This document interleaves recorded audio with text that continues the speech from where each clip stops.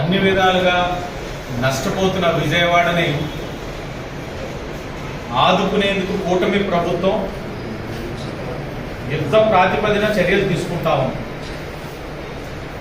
బాధితులకి సహాయం అందించడంలో నేరుగా ముఖ్యమంత్రి చంద్రబాబు నాయుడు గారే క్షేత్రస్థాయికి వెళ్ళి మీకు సహాయం అందుతుందా లేదా, నీళ్ళు వచ్చినాయా లేదా, భోజనం ప్యాకెట్లు వచ్చినాయా లేదా, వీటన్నిటిని ఆయనే స్వయంగా తెలుసుకొని వాస్తవ పరిస్థితులు క్షేత్రస్థాయి నుంచి ఎలా ఉన్నాయో అవగాహన చేసుకొని దానిపైన ఆయన ఈ యొక్క రిలీఫ్ మెజర్స్ అన్నింటినీ కూడా ముందుకు తీసుకెళ్తా ఉన్నారు.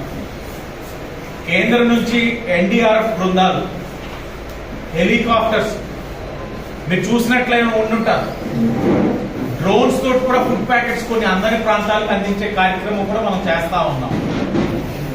అంటే ఎన్ని ఆపర్చునిటీస్ ఉన్నాయో అన్ని విధాలుగా కూడా అన్వేషించి ప్రజలకి ఇబ్బందులు కలగకుండా ఏ విధంగా ఈ యొక్క సంక్షోభంలో వాళ్ళు ఆదుకోవాలన్న దాని మీదే ఎన్డీఏ కూటమి పనిచేస్తా ఉంది.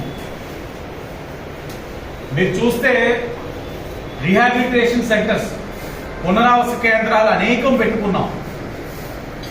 సుమారు ఒక 30 నుంచి 40 మంది ఐఏఎస్ ఆఫీసర్స్ ని మనం ఎక్కడికక్కడ పాకెట్స్ కి ఇన్ఛార్జ్ గా తీసుకున్నాం. వాళ్ళపైన స్టేట్ లెవెల్ ఆఫీసర్స్ ని మళ్ళీ వాళ్ళ మీద రివ్యూకి పెట్టుకున్నాం. ఈ ఐఏఎస్ ఆఫీసర్స్ తో పాటు ఎన్డీఏ కూటమి ప్రజాప్రతినిధులు కూడా కొంతమంది అక్కడ పనిచేస్తా ఉన్నారు. ఎన్డీఏ కూటమి పార్టీ నాయకులు అక్కడికి వచ్చి పనిచేస్తా ఉన్నారు. అందరూ కలిసికట్టుగా ఈ కార్యక్రమాన్ని ప్రజలకి ఏ విధమైన ఇబ్బందులు కలగకుండా చేసే బాధ్యత మేము తీసుకుంటా ఉంటే, మొన్ననే వచ్చాడు ప్రధాన ప్రతిపక్ష పార్టీ హోదా రాని పులివెందుల ఎమ్మెల్యే జగన్మోహన్ రెడ్డి గారు.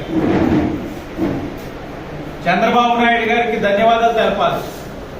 ఎప్పటికైనా ఆయన పరదాలు లేకుండా ప్రజల్లో తిరుగుతా ఉన్నారు. సరే, వచ్చిన వారు ఏం చెప్పాలి?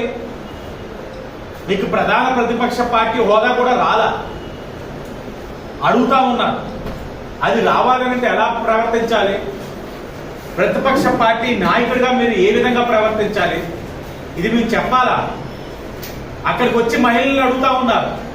మీకు అందిందా అని అడగడం పోయి మీకేం అందలేదు కదా, ఏమి చేయట్లేదు కదా అని అడుగుతా ఉంటే ప్రజలు తిరిగి సమాధానం ఇస్తా ఉన్నారు.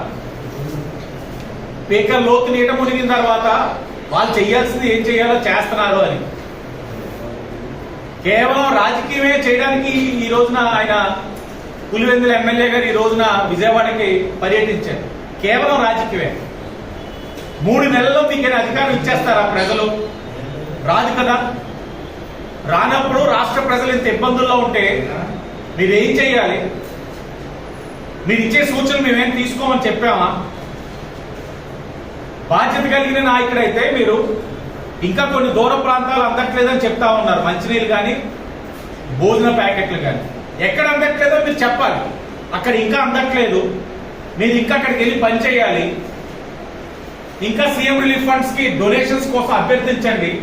ఇలా నిర్మాణాత్మకమైన సూచనలు ఇవ్వడం పోయి టీడీపీ వారి వల్లే ఫ్లడ్లు వచ్చినాయి, చంద్రబాబు నాయుడు గారు ఇల్లు నీట మునకూడదు కాబట్టి నీటిలో డైవర్ట్ చేసేసారు, అమరావతి రాజధాని మునిగిపోయింది చెప్పారు 5 ఏళ్ళు. ఏమైంది ఈరోజు? చుక్క నీరు లేదు ఆ ప్రాంతంలో. మరి మీరు 5 సంవత్సరాలు అధికారంలో ఉన్నప్పుడు చేసిన గ్లోబల్ ప్రచారానికి ఏం సమాధానం చెప్తారు? అన్ని అంశాల్లో కూడా వైసీపీ వైఫల్యం చెందుతా ఉంది. ఊహించలేదు. 40% ఓట్ షేర్ వచ్చిందని పదే పదే చెప్తా ఉన్నారు. 40% ఓట్ షేర్ వచ్చిన వాళ్ళు ప్రవర్తించే తీరు ఇదేనా ఈ టైంలో?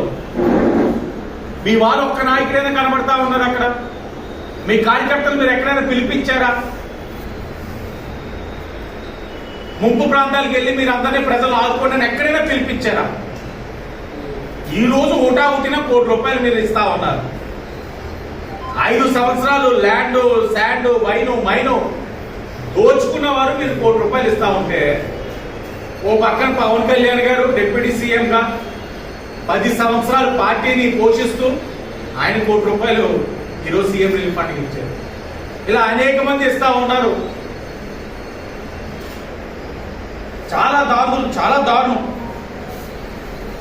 ఈ రోజున అక్కడున్న ప్రజలందరూ ఒకటే చెప్తా ఉన్నారు, ఈ యొక్క డిజాస్టర్ లోని మేనేజ్ చేసిన విధానం బట్టి God of disaster management Nara Chandrababu Naidu.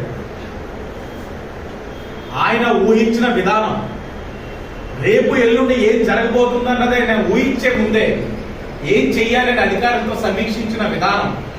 74 సంవత్సరాలు యువకుల్లాగా జేసీబీ ఎక్కేస్తా ఉన్నారు, ఫ్రంట్ బకెట్ లో నుంచొని తిరిగేస్తా ఉన్నారు.